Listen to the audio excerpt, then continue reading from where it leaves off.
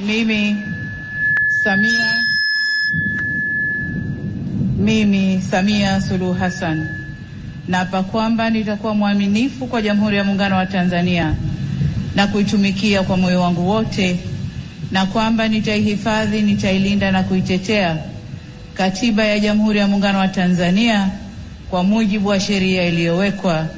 Ewe Mwenyezi Mungu nisaidie. Mimi Samia Suluhu Hassan naapa kwamba nitatenda kazi zangu za urais wa Jamhuri ya Muungano wa Tanzania kwa uaminifu na kutimiza wajibu wa kazi hizo kwa bidii na moyo mkunjufu, na kwamba nitawatendea haki watu wote kwa mujibu wa sheria, mila na desturi za Jamhuri ya Muungano wa Tanzania bila woga, upendeleo, huba wala chuki. Ewe Mwenyezi Mungu nisaidie.